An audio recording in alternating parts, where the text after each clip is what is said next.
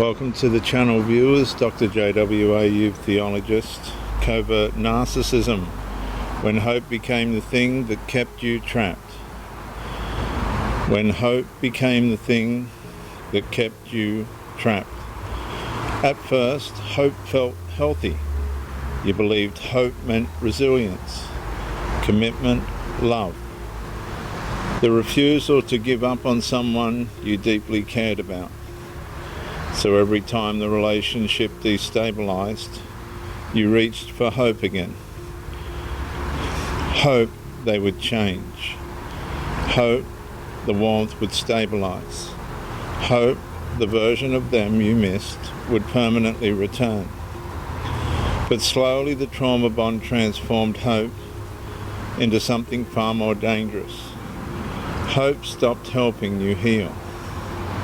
It started keeping you emotionally suspended inside the same unresolved suffering. That is the deception. Because covert narcissistic conditioning rarely traps people through pain alone. Pain usually creates escape impulses. Hope interprets them. Because, viewers, the trauma bond survives by convincing the nervous system relief is always just one more emotional cycle away. So the attachment keeps waiting for clarity, waiting for reassurance, waiting for consistency, waiting for emotional safety, waiting for the old connection, waiting for the next return of warmth. And even while the nervous system keeps accumulating exhaustion underneath it all, and that creates limbo.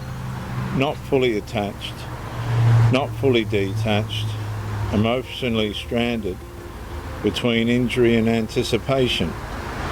And eventually the person no longer knows whether they are healing or simply surviving another cycle of suspended hope.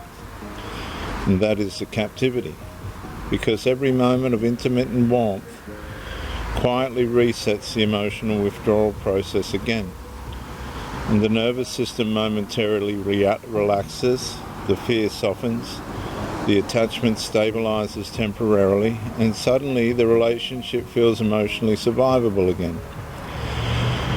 Not because the instability disappeared, but because hope interrupted the escape response.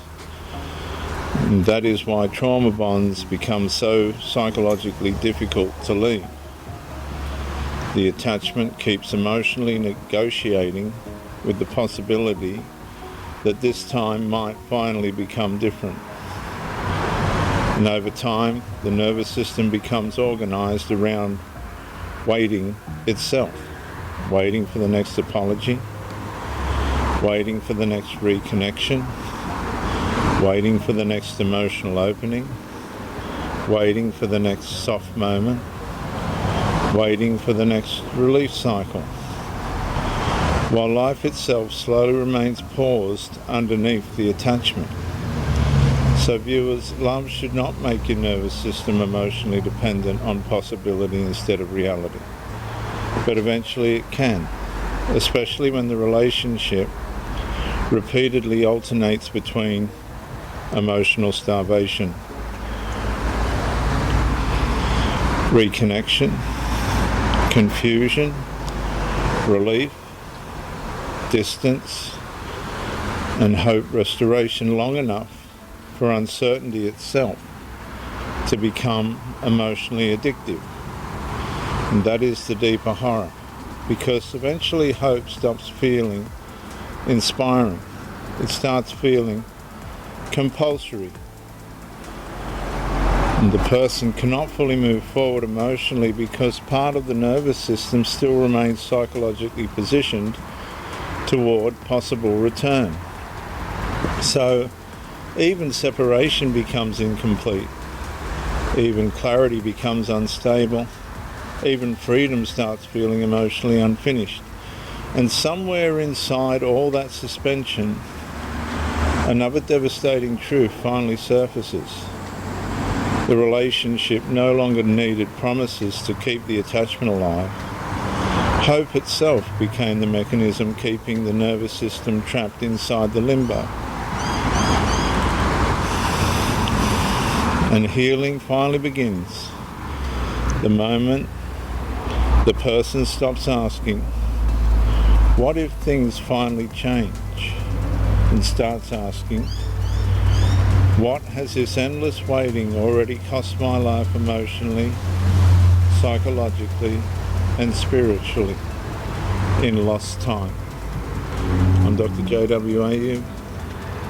Like, subscribe, comment to educate me, share the video to help somebody else, and I'll see you in the next episode.